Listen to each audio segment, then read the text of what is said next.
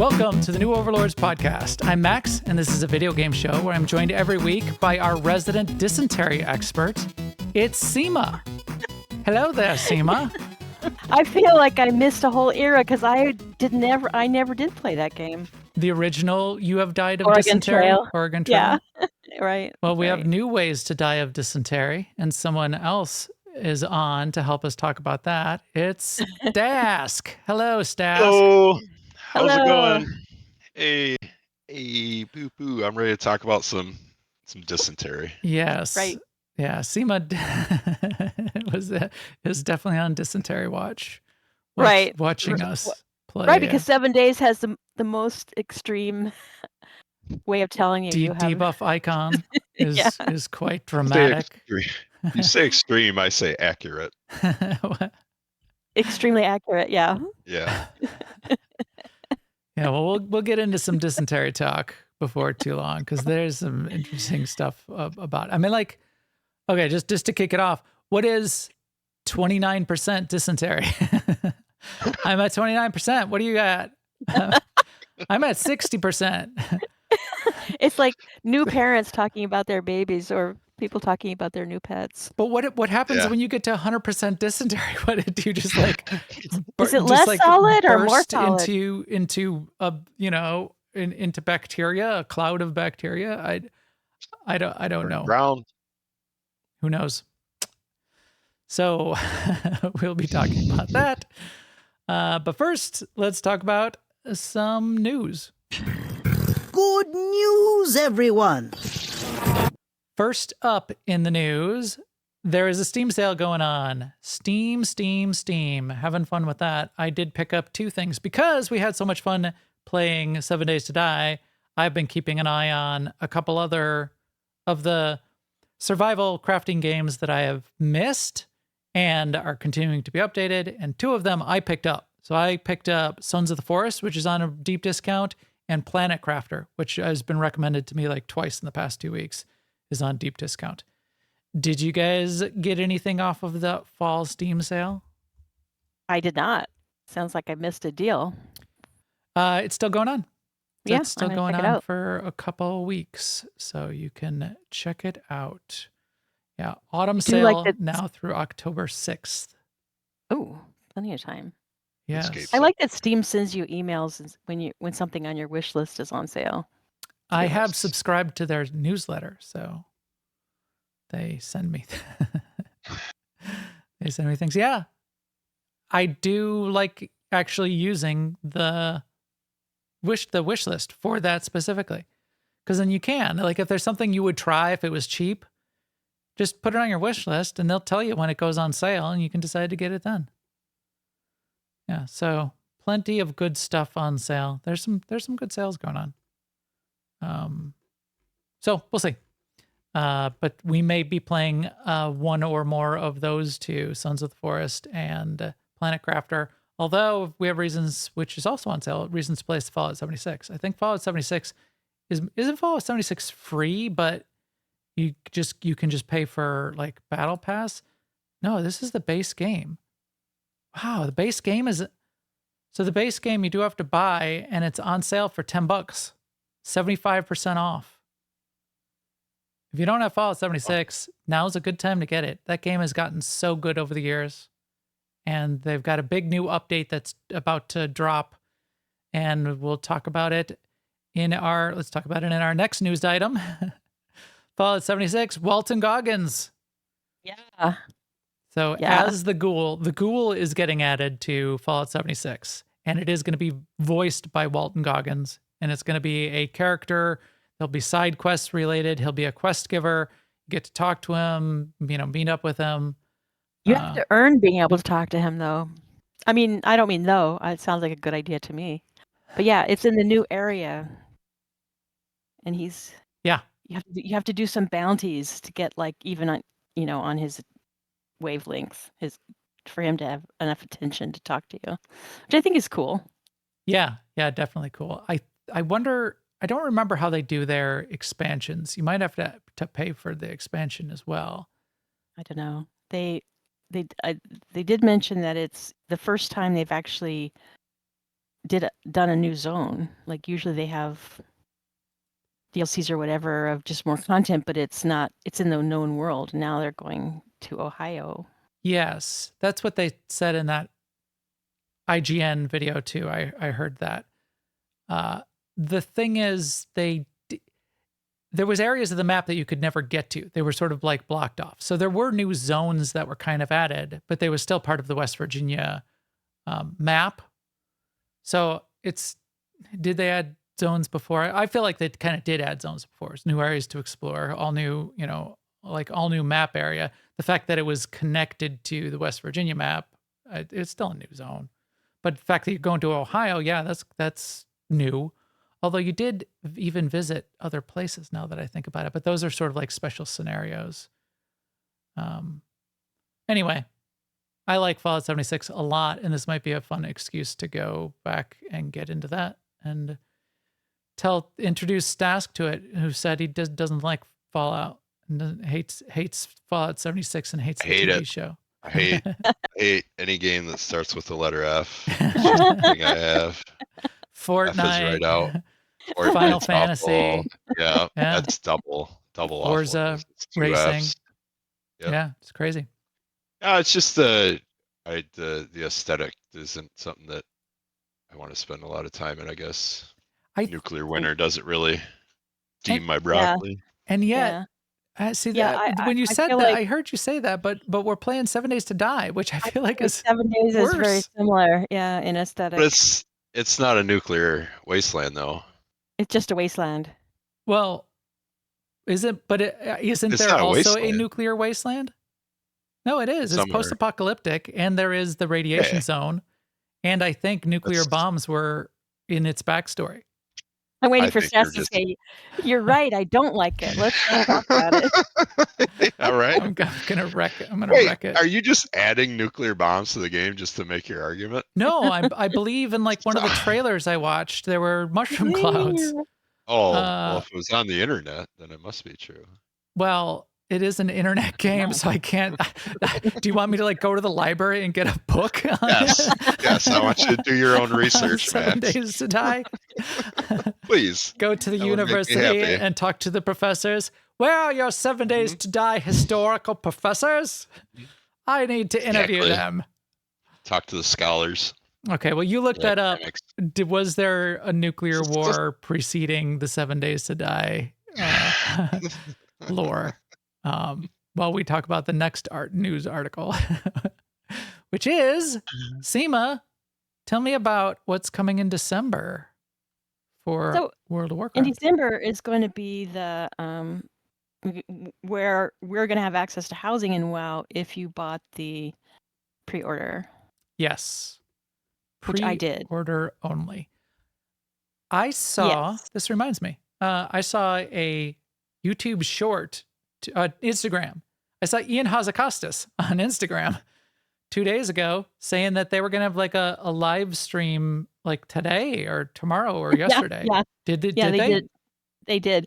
Well, it was like what do they call them on YouTube? Where it's live in the sense that the chat room is there, but it's all produced already. Oh, okay. Like a instant premiere or something. Yeah, premiere. So like there was a video, and the video was pretty long and went into each of the new features of Midnight to a degree. And then they had like an even longer sort of dev panel doing Q&A, but it was questions that were collected from social media, from the forums, and from other sources previous to the thing. Oh, and this was today. I see. This is today, yeah. 5 hours ago. So that's ago. when the announcement came out, or they said early December, which in my mind, because I'm so sharp about dates, I heard it as early October, and I'm like, no, I have too much to do. Too soon, Executus, too soon. Right. But one thing I never told you, Max, I don't think I ever mentioned, they are putting in Midnight a Nemesis system. Yeah, I think there was a bullet point you mentioned at some point, but what does that actually mean? I mean, they call it Prey, but it's the kind of thing where you have a nemesis and they could attack you at any time. That's all I know. I think there's ways of opting in or opting out. It's not like you have to play in terror the whole time. Well, it's fun that they're doing it. That's not, and I'm sure their lawyers are highly involved and it gets around. That's not exactly the way the nemesis system that's patented works, so they can do it. I would love, it's great. It's a really cool idea. I'd love that for them to get really close and not get sued and open up the path for the rest of the industry and smaller studios who would be afraid of doing anything close to it because they don't want to get sued, to have a roadmap to be able to do similar things. So that's cool. That's cool. I like the idea of the nemesis system.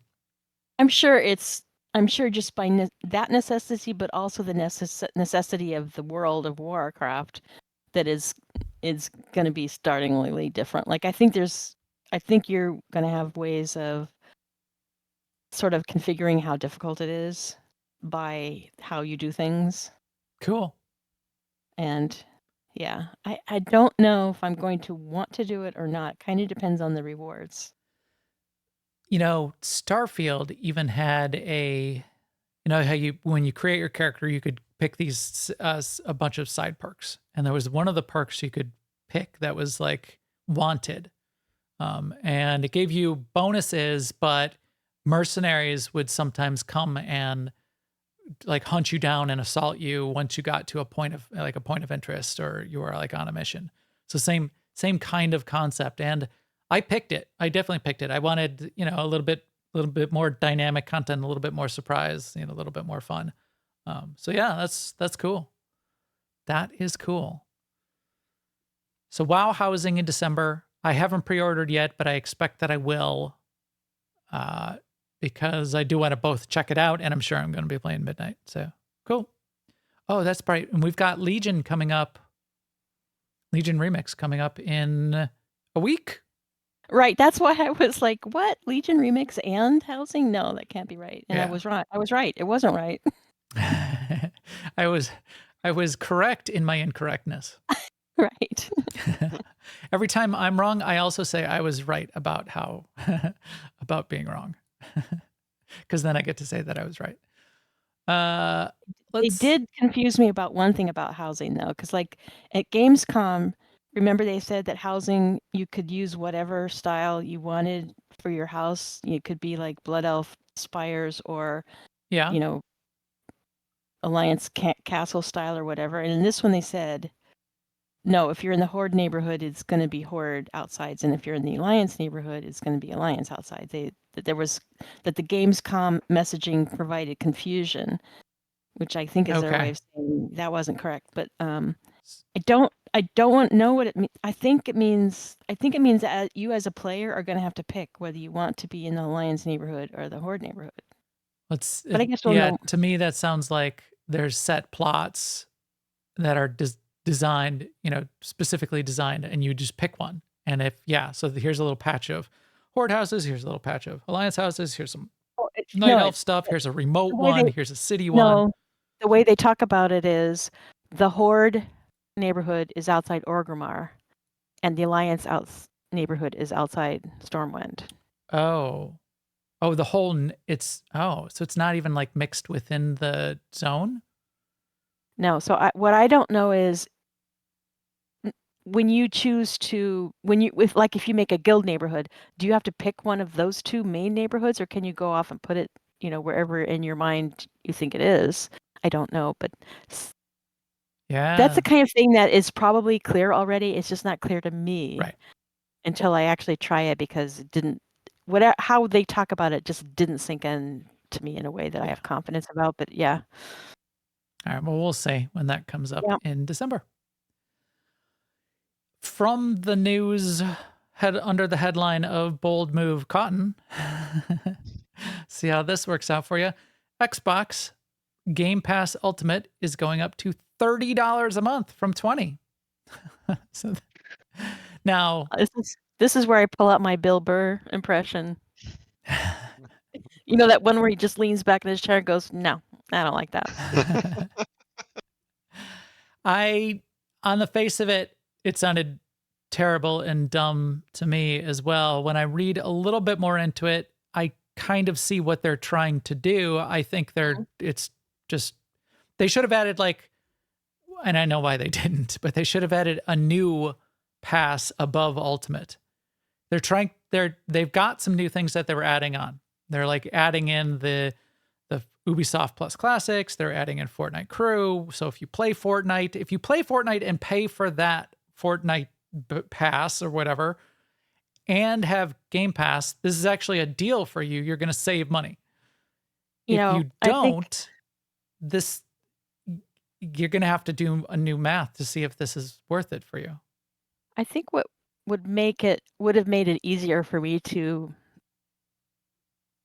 respect or have good feelings about it would be if they had said, or if they started out by saying, now you're going to be able to get Fortnite Crew on Game Pass and Ubisoft Classics on Game Pass, and then like at some point they go, oh, we're rolling them all into this offering, and it's going to be like $1 less than if you paid for all three of them separately or something. Like, yeah, some big bundle.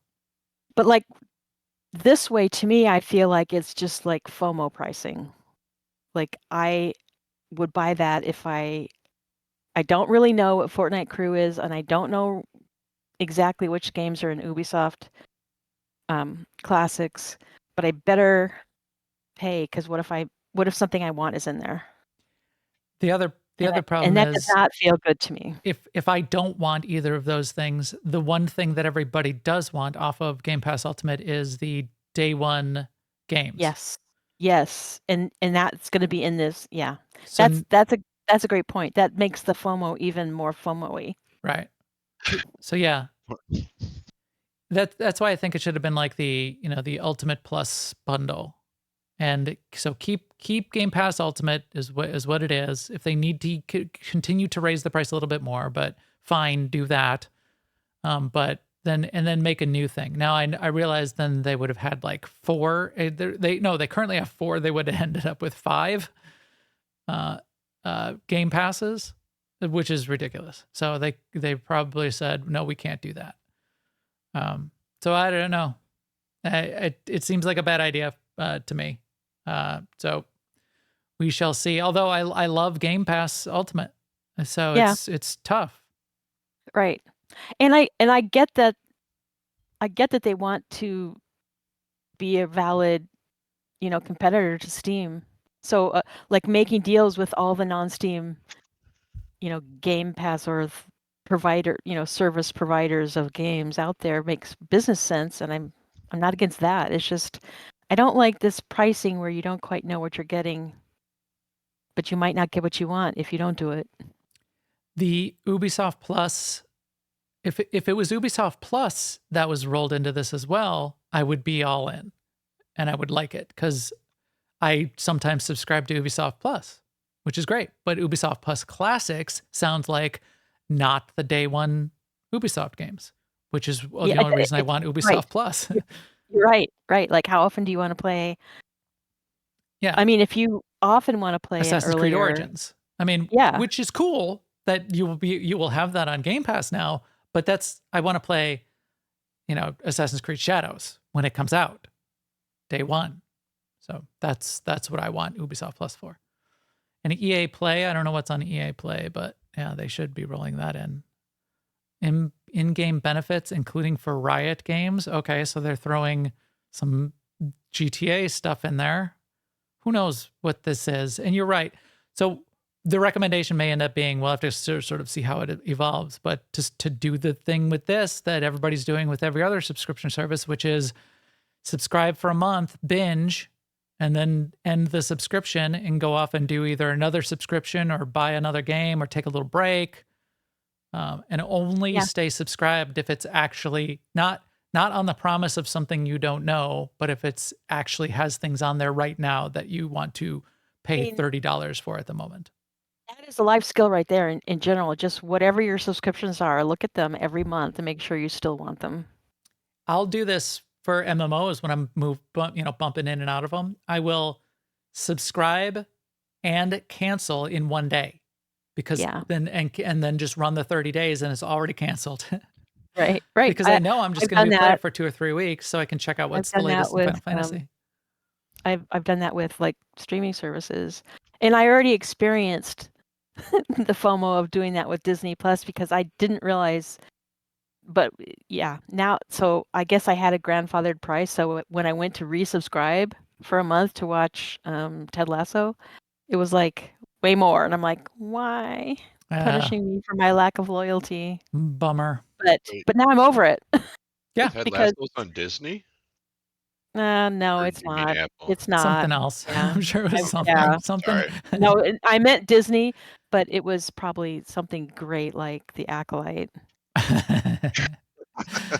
The power I heard of your house roll. many. I'm pretty sure that Apple is the same price whether you do 1 month or have done from the beginning. But just Disney had those early deals, I think, in the beginning. I just didn't realize. But it's still like not subscribing to it when I'm not watching it is still saving me way more than if I would have stayed subscribed just to keep the lower price.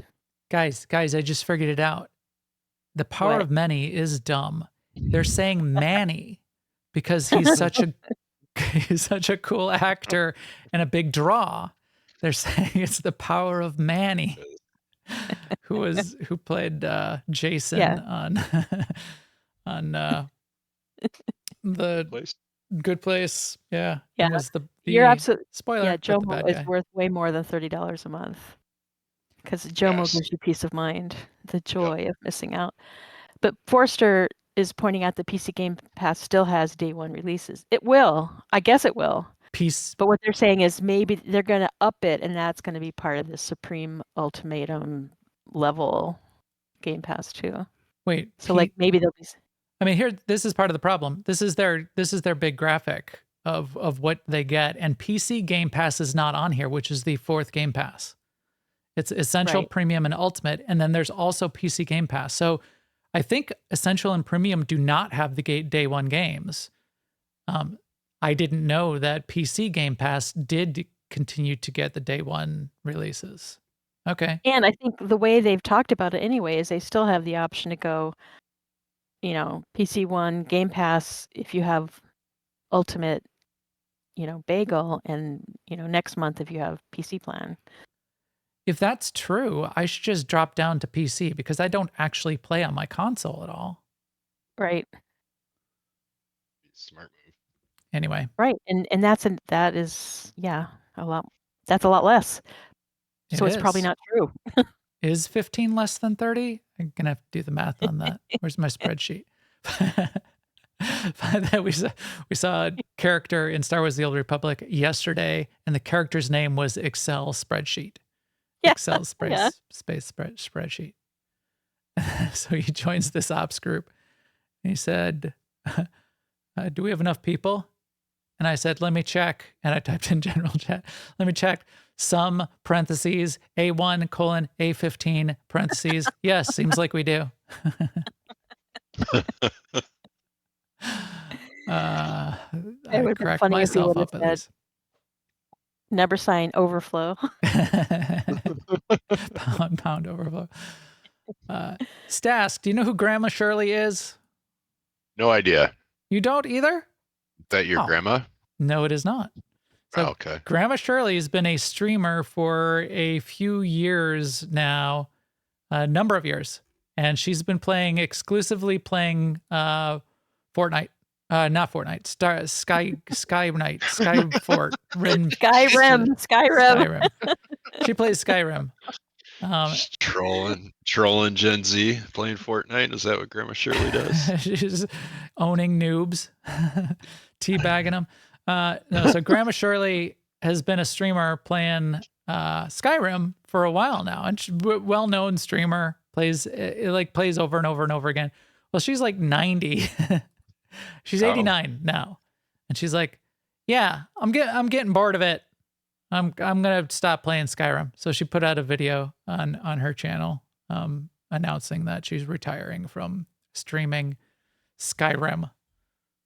Yeah, I kind of related to her comments about it too, because it was when we were doing our Star Wars: The Old Republic podcast, and each week it got harder and harder to come up with something to focus in on.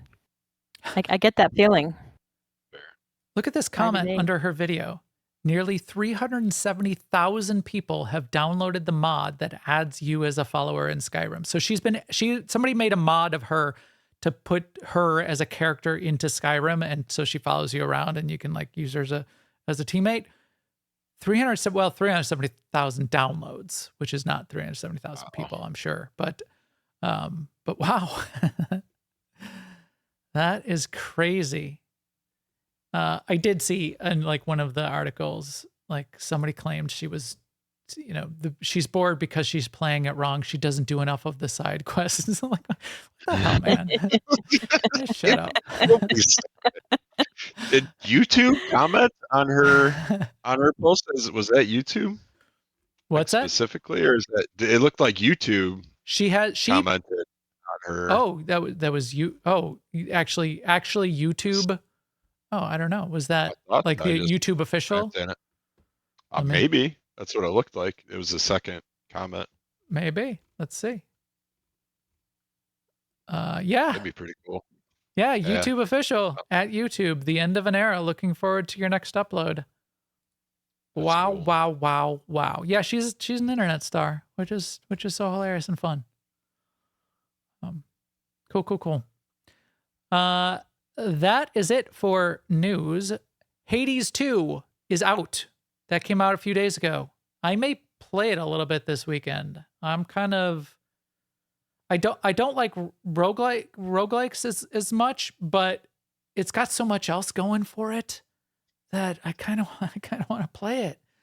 It looks really good. And it's getting really good reviews. So that's why I'm like, maybe I should check it out. Or maybe I should play it. So we'll see. Hades 2 is out now. October 7th is World of Warcraft Legion Remix, which I kind of have a hankering to play a little bit as well. October 23rd is Plants vs. Zombies. I've got a lot of zombies in my life right now, which we're just about to talk about. And then October 29th, Outer Worlds 2, which I'm excited to play, which will be Game Pass new release day one on my Game Pass Ultimate while I still have it. So might as well take advantage of it. And that is the news. Stay classy, San Diego.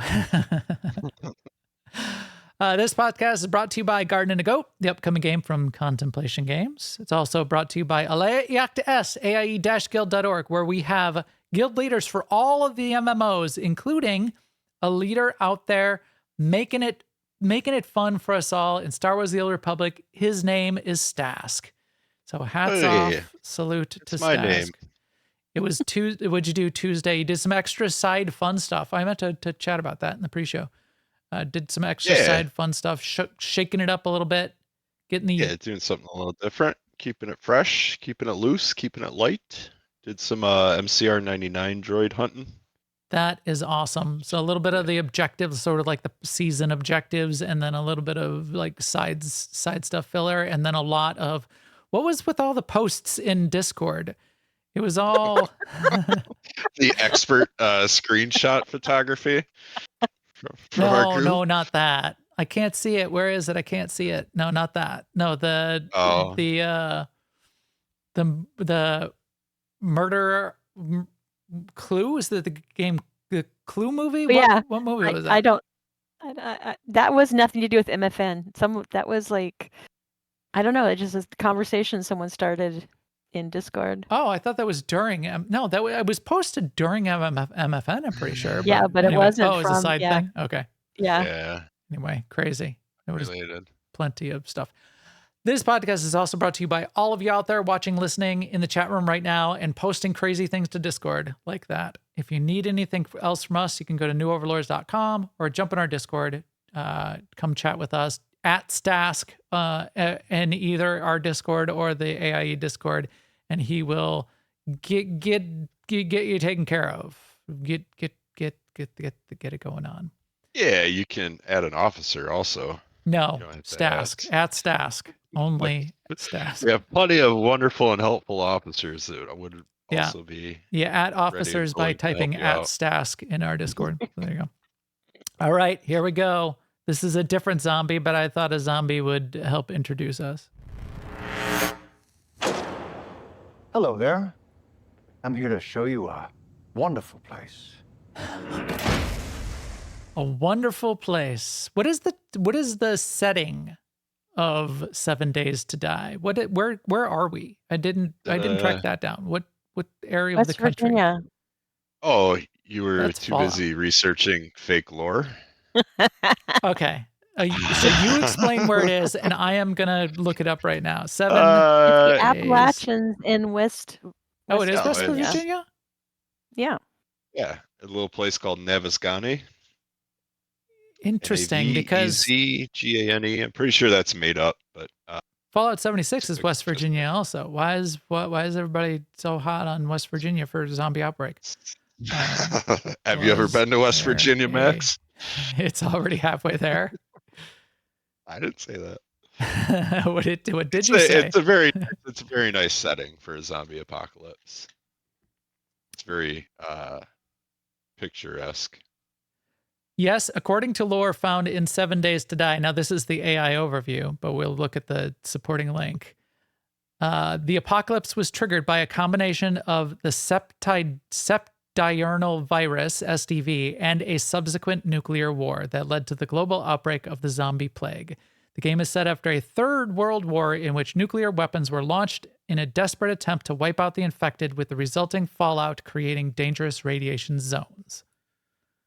All right, We'll just Stask. agree to disagree on that. We'll agree to disagree on that one. Agree to disagree. You fine. Agree to disagree with the official lore.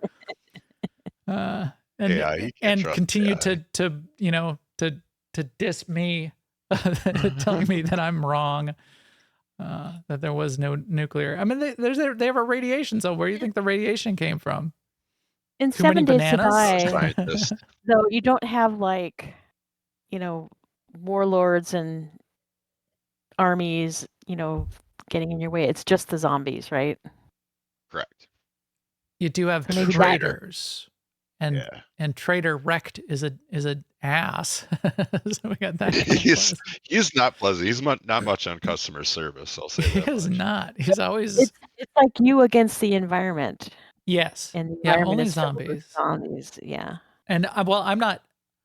I'm not. And very it's far- in far into it. Arizona. It's Fallout. Yeah, Fallout 76 is in West Virginia, but Oh, 7 Days to Die is in Navezgane County, Arizona. Oh. Okay. Yeah. Got it.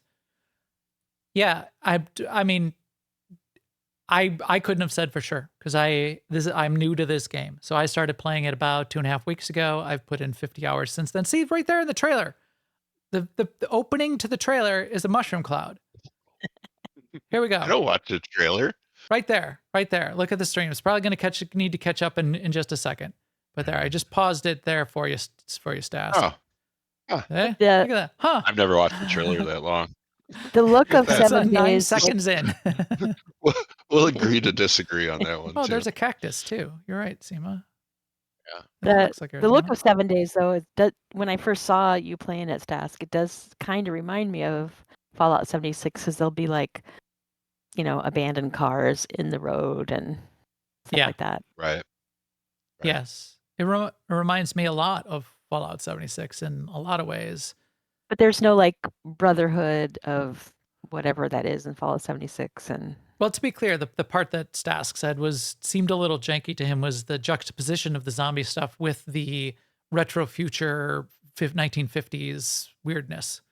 Right. Now, once a lot of people want to sort of get deep into that, find that kind of endearing, and it is, I think, one of the best parts of Fallout 76, one of the most clever parts. But you do have to kind of peel back the onion on that a little bit to even figure out what they're going for there, and it does seem a little weird and discordant initially.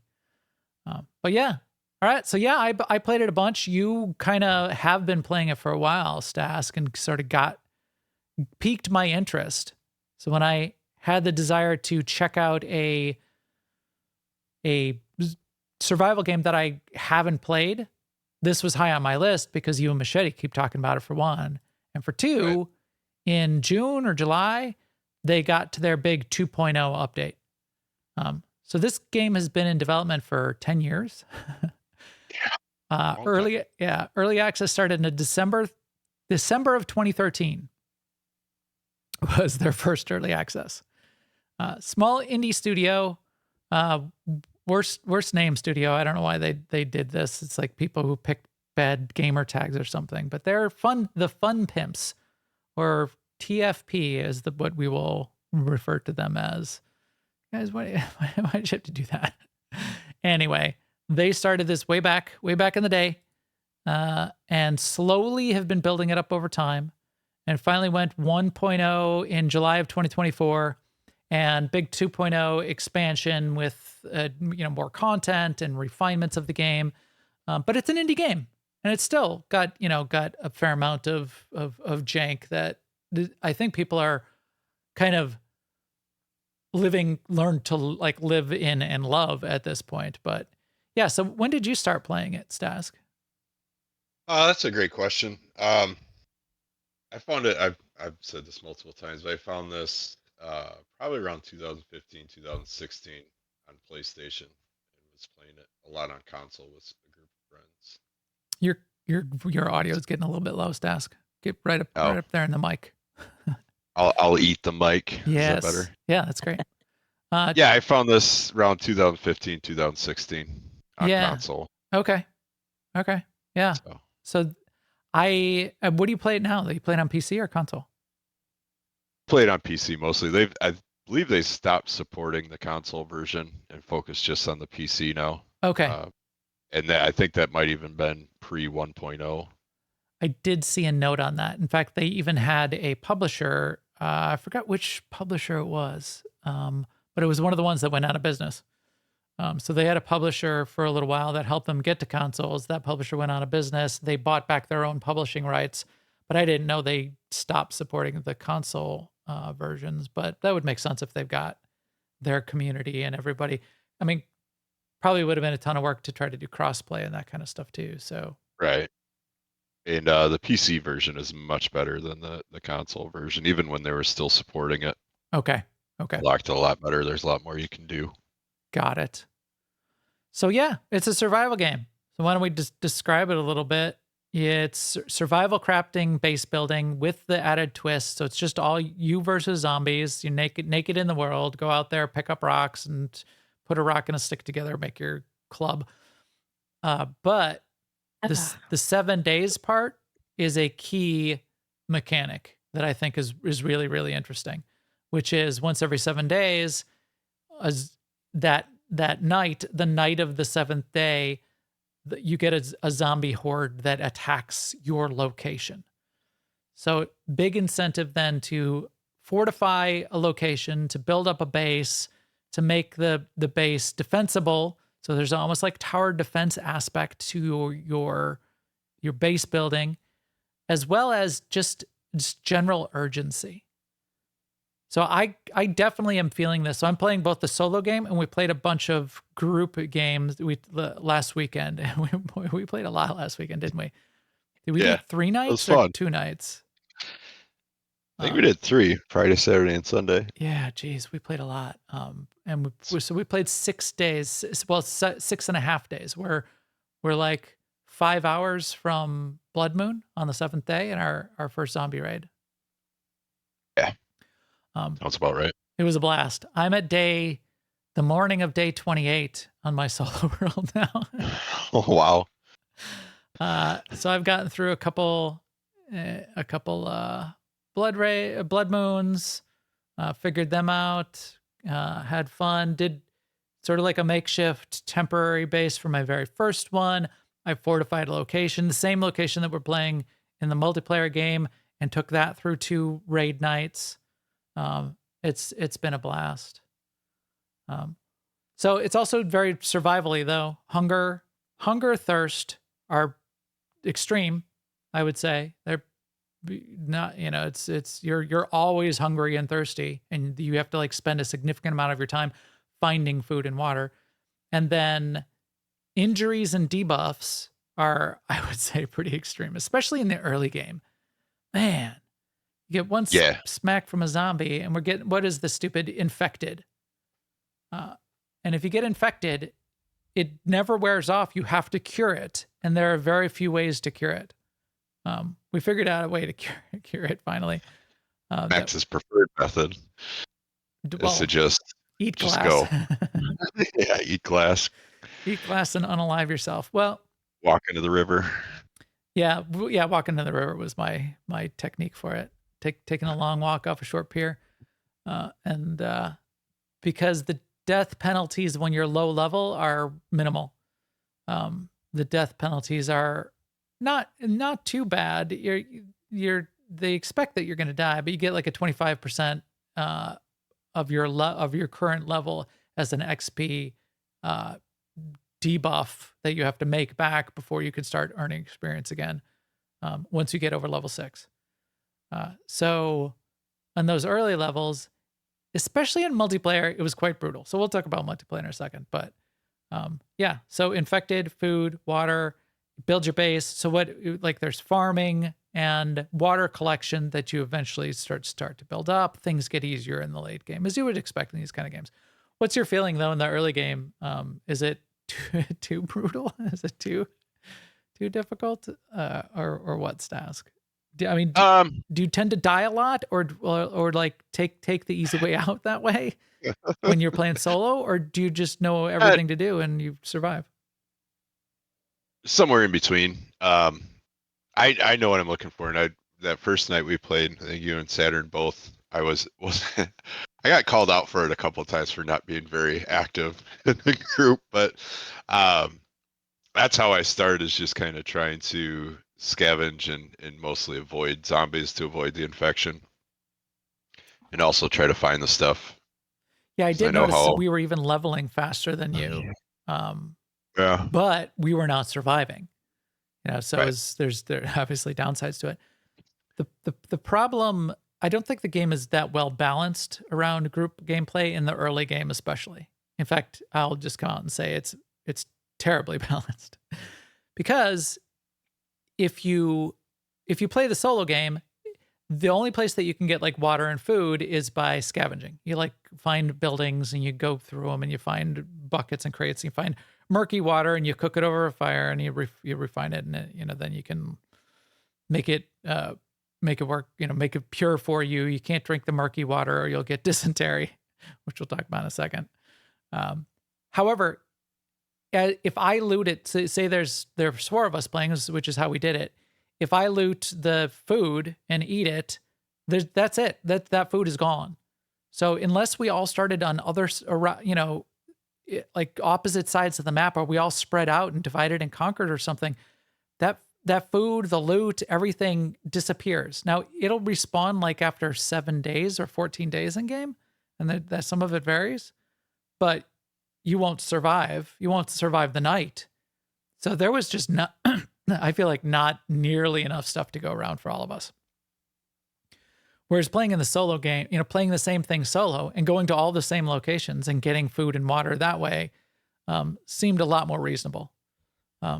Same thing with trying to get the healing, like honey, which will cure the infection. Right. There's no way that if multiple of you get infected that you'll just burn through all of the honey in the game. Whereas if you're playing solo, you won't. So it's but I think that also helps in a multiplayer world to kind of force you to cooperate and not just blitz through everything and have enough like by day 2 for everybody to survive. Like we did, we kind of split responsibilities between the 4 of us so that we could kind of each of us progress different skill trees, and then we could all kind of benefit from it while there was a scarcity of resources. So one of the key ways of progression, which there's a pretty good progression system, is these skill books.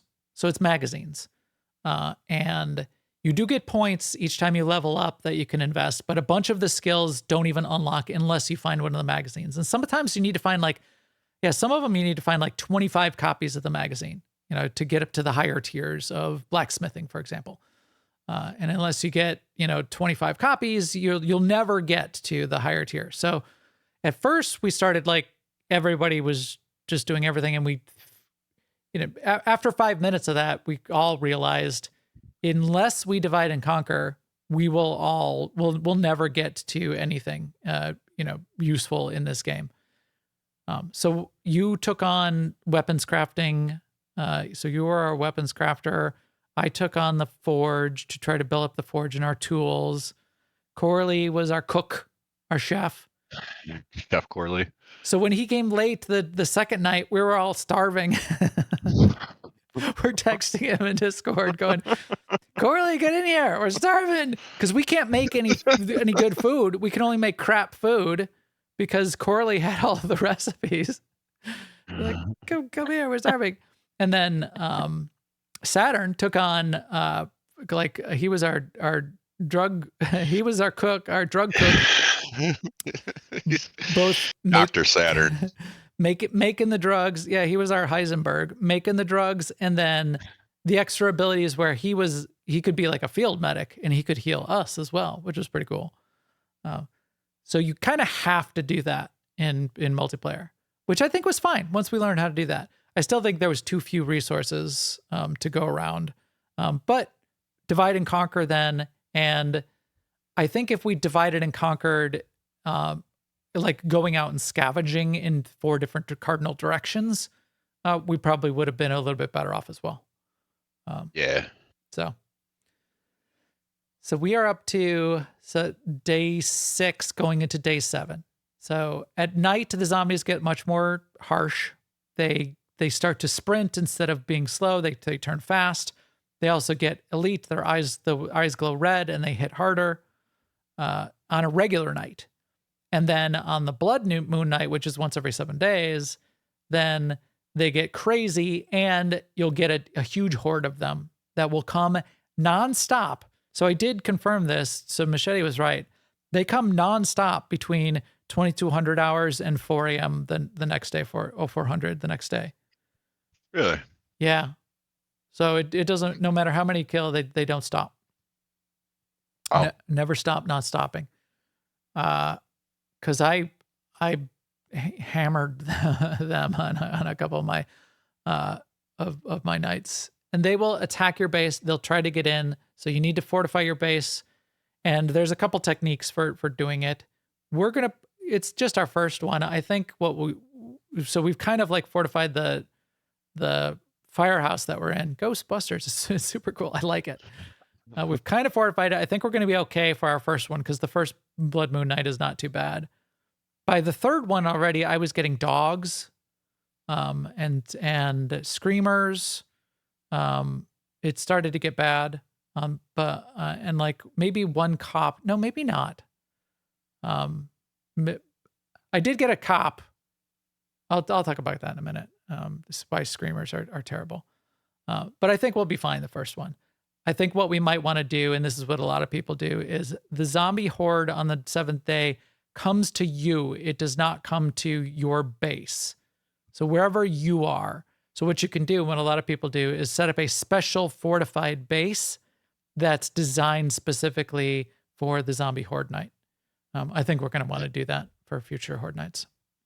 And I'll just go and camp out there. I don't know what this person is doing in this video. I always clear out all the zombies first. They're like scavenging and stuff and leaving. Yeah, they're trying to do both. I was going to ask if that's you or no, random. It's somebody testing out the new 2.0 content, basically. Gotcha. But yeah, you do not.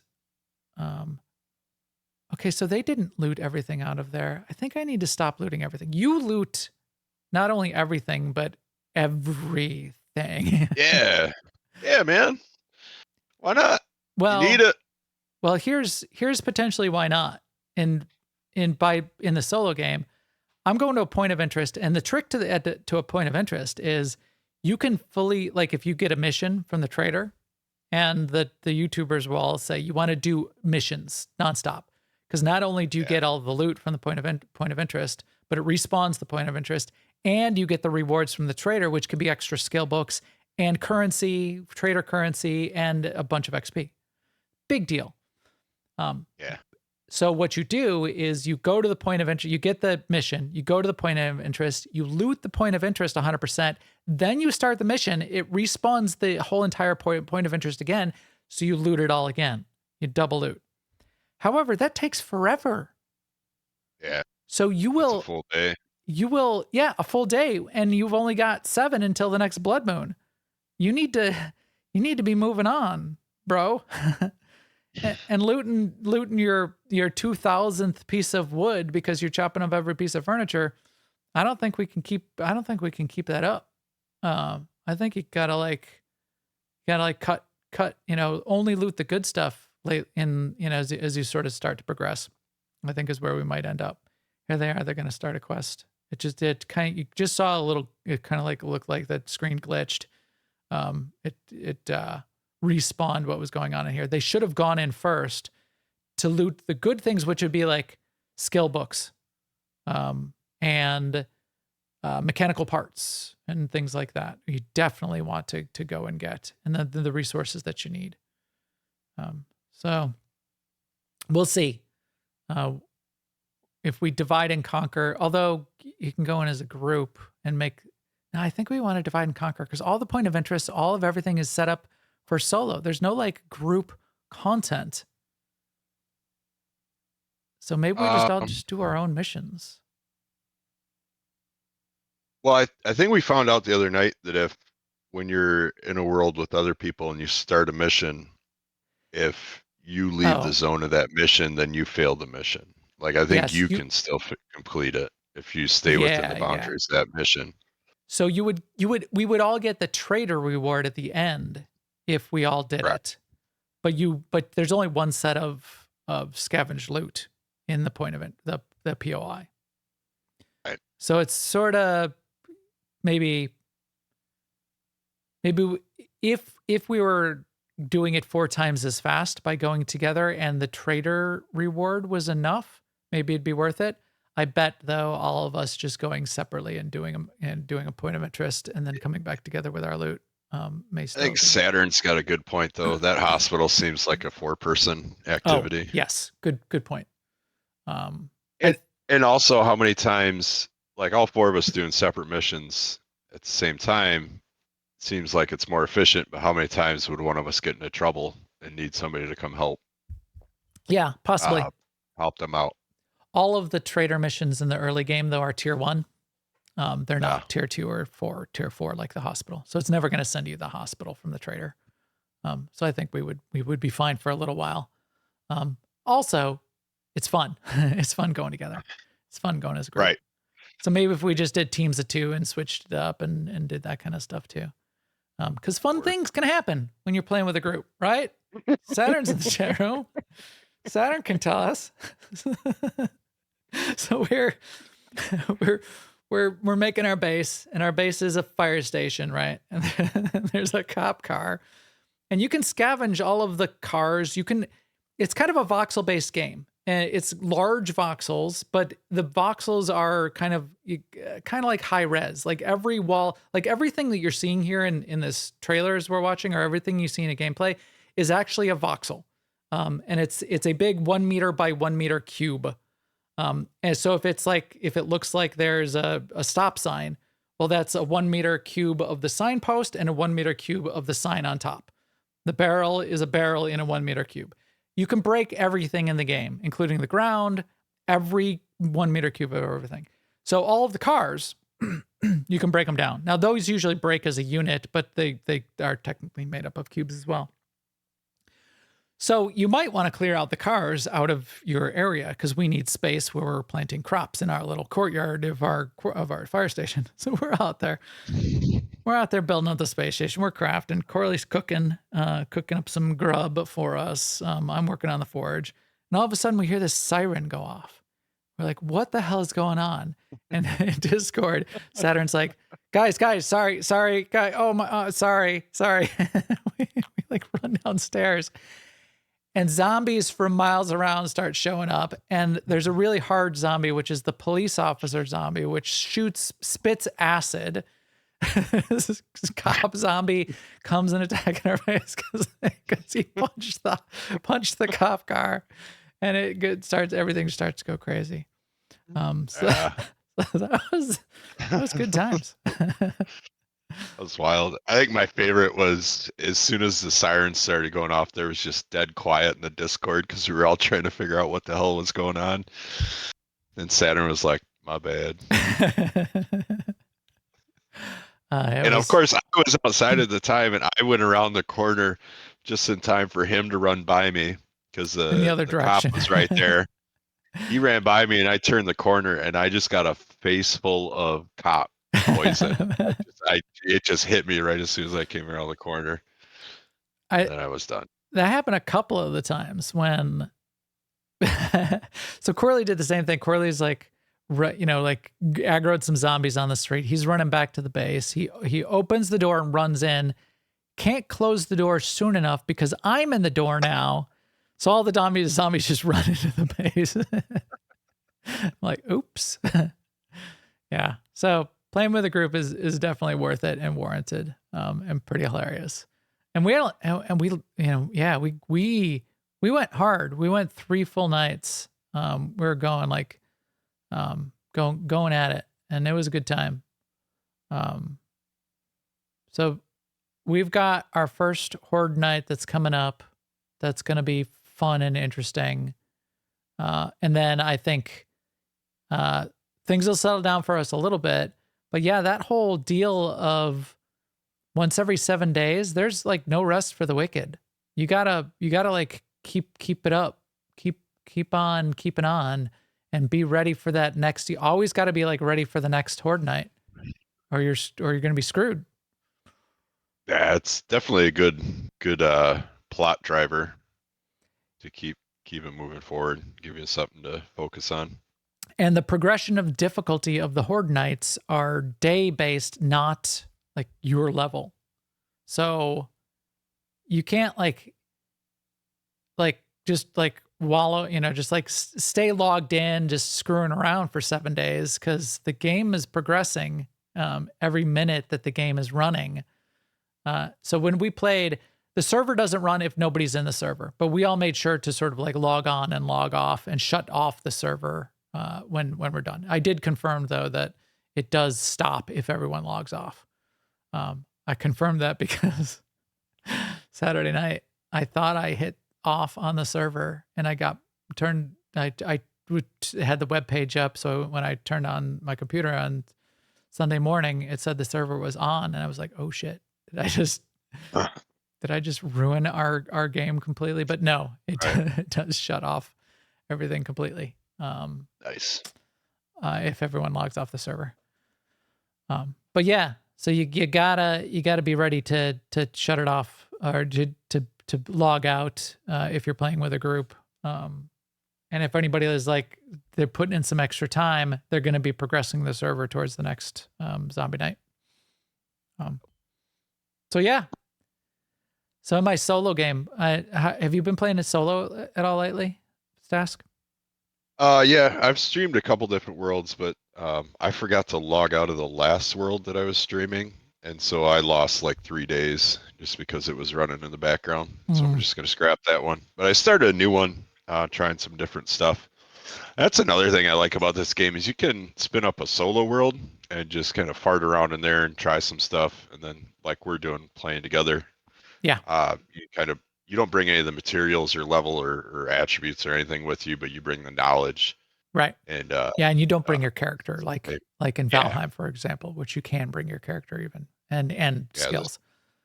You don't get that at all in this. But yeah, just the experimenting I think is cool. There's even a creative mode. So what a lot of streamers will do is they'll like go into creative mode, infinite resources, build a base, try it out, turn on a zombie night, a difficult zombie night, and see how it performs, basically. So that's a way to sort of like to experiment, which I think is pretty cool, and a fun way to do it. It's like cheater mode to me.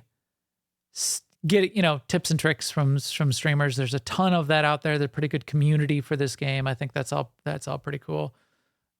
Cause there's some things that aren't all that intuitive for like how the zombies perform, and some extra abilities of the zombies on Horde Nights. And like, if you make your base too defensible, the zombies get what's called a rage mode, where they do even extra damage. So they make sure that they can break through a wall of your base.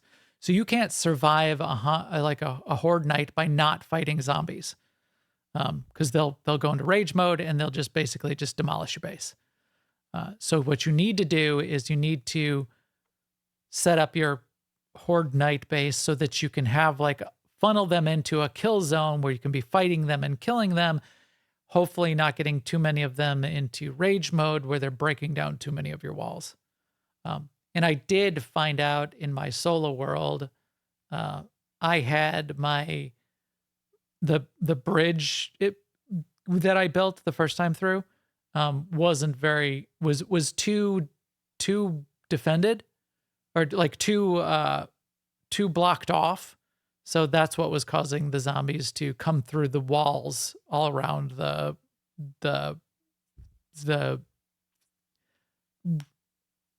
fire station. I can have the word fire station. All around the fire station, they were just eating through the walls. It got a lot better my next zombie night when I had a better path for them to come up that bridge, which is the path that we already have. We do need to change out some things in our base, though. I did notice, Stask. The bars that we have are the wrong bars. You can't fight through the ones that we made in the front of in the window? Yeah, so we're going to have to switch this out to a different style real quick. But I think we've got a couple in-game hours to be able to do that. Yeah. And then we should still, if they do get through, just make sure our downstairs stairway has a set of bars to fight through as well. So if they do come in the back way, we're still okay. I was just going to go up on the roof. Yeah. Although then they'll be smashing up our forges and stuff, which you don't want them to do. If they don't go for your equipment. They path to you wherever you are. So if they do get into your base, which is nice, they don't break up your stuff directly. They will break it up if they need to get through it to get to you. So this person's in a Horde Night right now. They set up a bunch of spikes and stuff, although they're in a precarious spot. So they've set up a bunch of.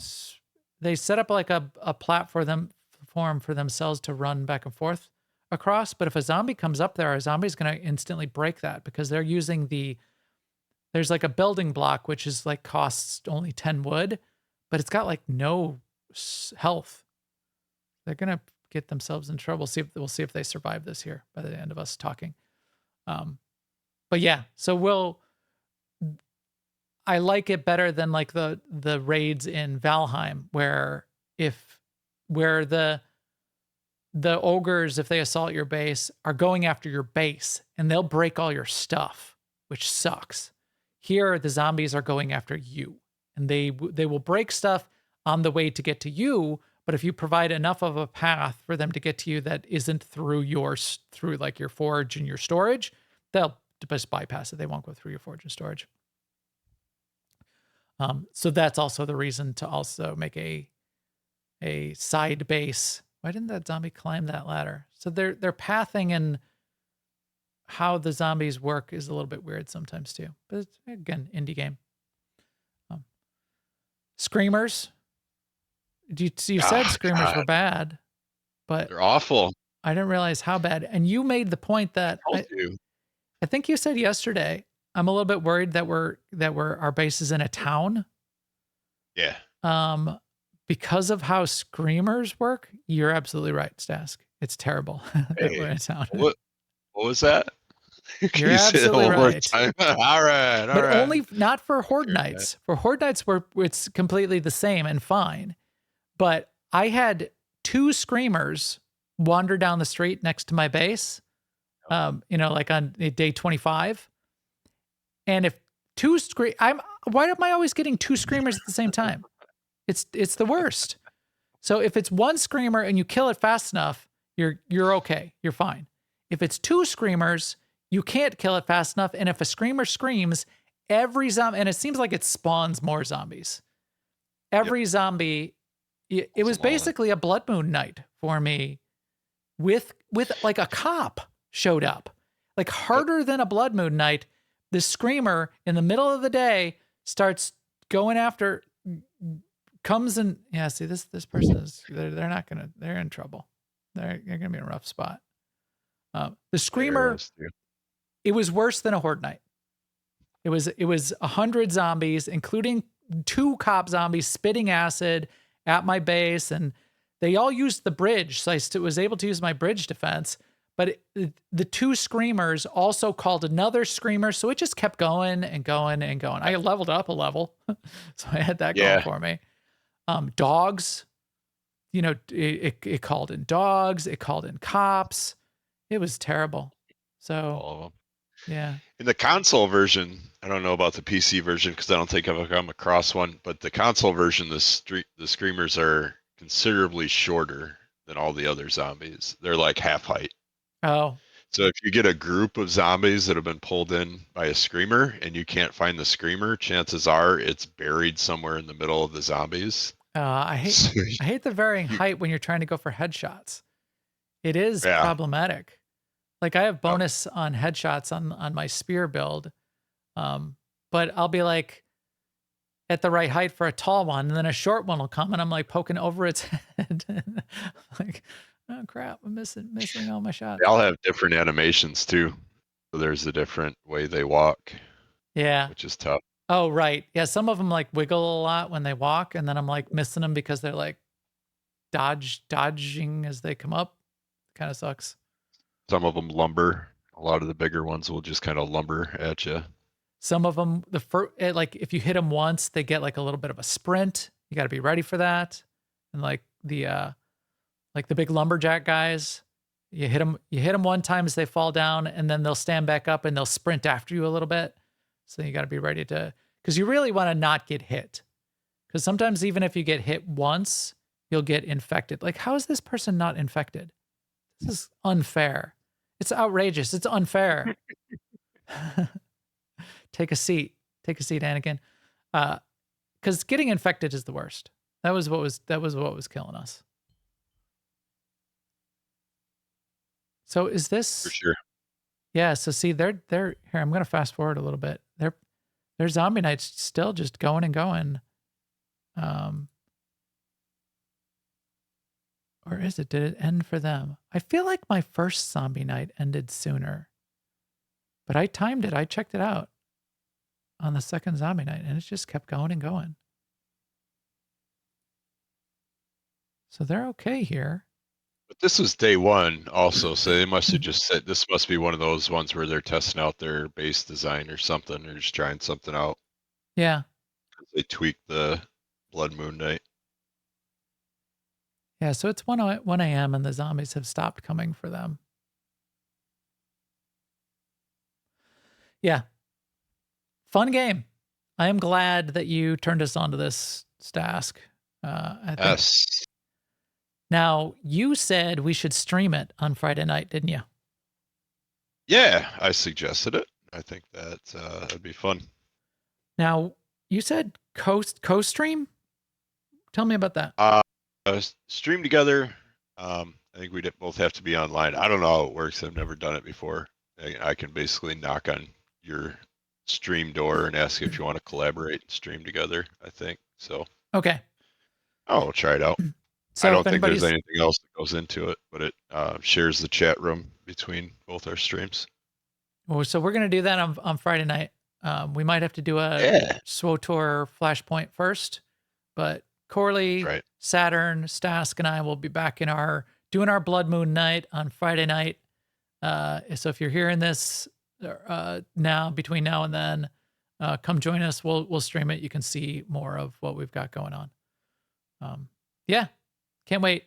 I'm having a ton of fun with it. Too much fun. I've been behind on a little bit of the work that I should have had done by now. I didn't get as far on my new feature for Gardening a Goat that's supposed to be going on this week. I did get half of it done, and I got the design done, so we're still making progress, which will be fun. Yeah. Anything else? Oh, Sema, tell us about dysentery. The last thing. Well, yeah. Well, so I was watching. The first time I saw it, I think I was watching Stask stream, and he had an icon that showed like a butt with like poop coming out of it.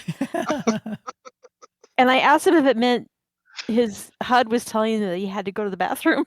And he goes, "Yeah, pretty much. That means I have dysentery." Yeah. And it's got a percentage Because next to it. I know in some of these survival games that y'all play, you do have to go to the bathroom. Yes. And it tells you when. So in this one, you don't have to go to the bathroom.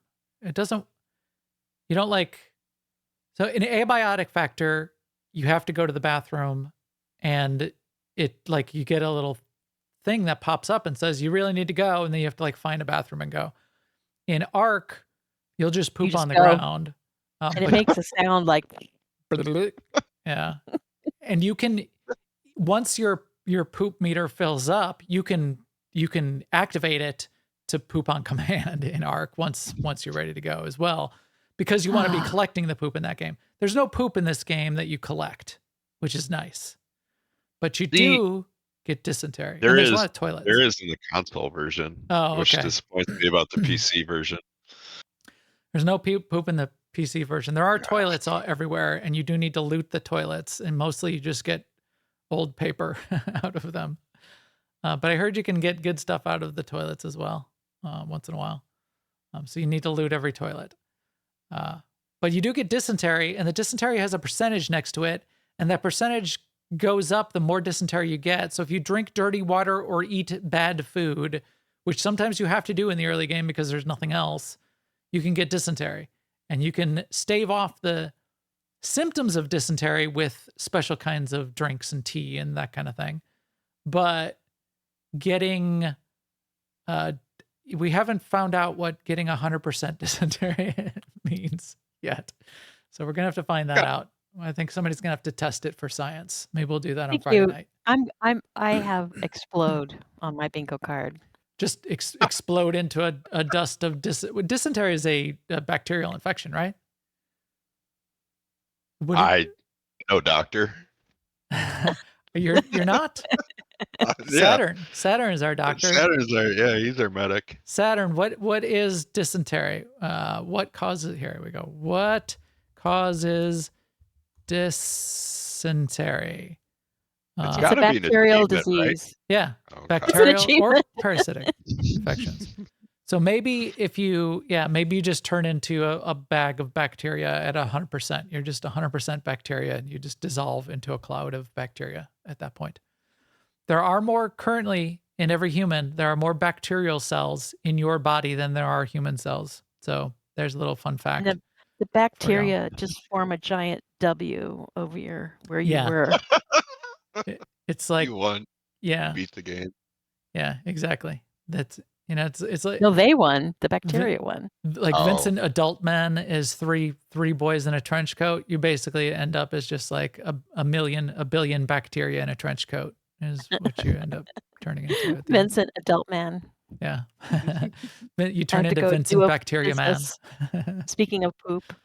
Yeah. So nice little debuff icon in the lower left that we'll have to show off on Friday as well, which if you drink dirty water, you get it, and then you can like toilet water. Yeah, well, you get murky water. Sometimes you loot murky water out of toilets. That will definitely give you dysentery. But the that's 3 another month thing. old sandwiches will give it to you also. So I had those bad sham sandwiches. Sham. That is the drinking out of the toilet is the stopper for me in terms of will I ever play 7 Days to Die? Well, you don't drink directly out of the toilet. You loot a jar of murky water. Which is the same murky water you get like out of a puddle or out of a pond or out of a running stream. So you can think of it as just somebody left a jar of stream water in the toilet. That's the way I think about it.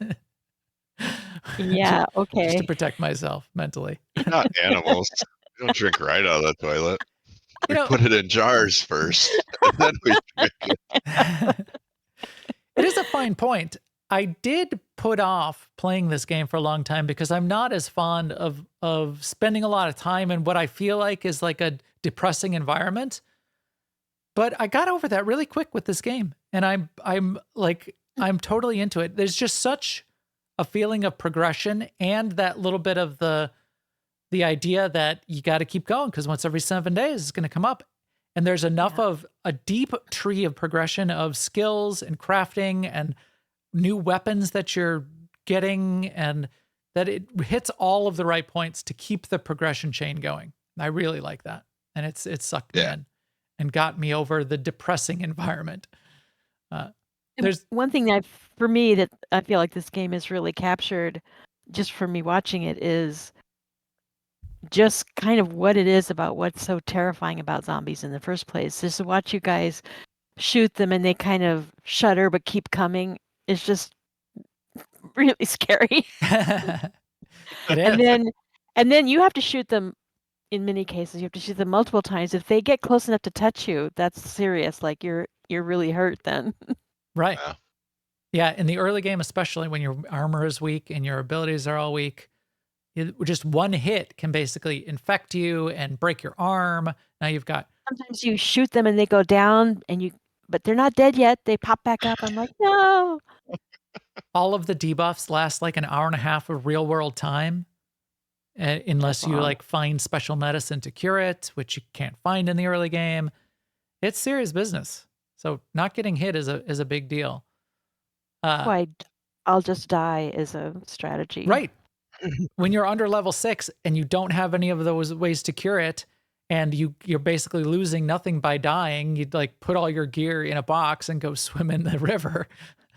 Or eat glass. Eat glasses. If you like search for solutions on how do I get rid of infection, in level 1, you'll look on Reddit and it'll pop up. It says eat glass, basically, which will unalive you and you'll be fine.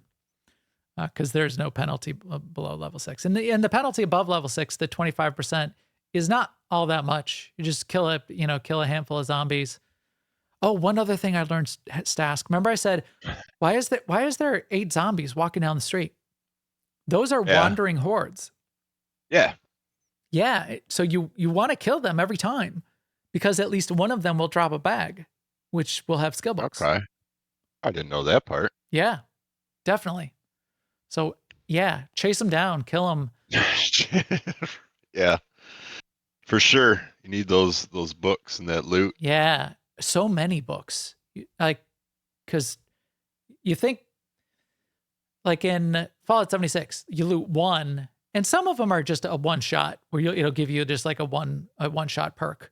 But like if you want to be good at like crafting, you need like 25 copies, and you have to like keep going. And part of the purpose is to push you further and further out in the world, harder and harder zones, travel. You want to make vehicles, which come in the late game. You need like 25 books before you can even make a motorcycle. And then once we get motorcycles, we got to get us all motorcycles, because then we can like go on the road and get to new areas. Start a gang. Yeah, we'll loot all those biker helmets that one biker dude wears, and we'll get on our motorcycles and we'll own this Arizona County. Man, look out. Here we come, like a boss. All right. We're going on and on here. I could talk about it all day, but I'd rather finish up the podcast and go play it. I think I have a little work to do, and then I'm going to be back in my solar world and learning more tips and tricks to take into our Friday night stream. Catch us then. Next week, maybe we'll talk about another game. We'll see. Or maybe we're going to talk about more 7 Days to Die. That's what we're going to be doing this weekend. All right. With that, all our feed and subscribe links are on newoverlords.com, and our videos up on YouTube/newoverlords. Come chat with us in our Discord, and you could join and play in our worlds as we do more of these survival games, that kind of thing. Newoverlords.com, YouTube/newoverlords, at newoverlords.com/Discord will get you right to our Discord link. You can also follow on all the social networks while they last, and we will keep you up to date there too. And with that, we will talk to you soon. Later, everyone. Bye.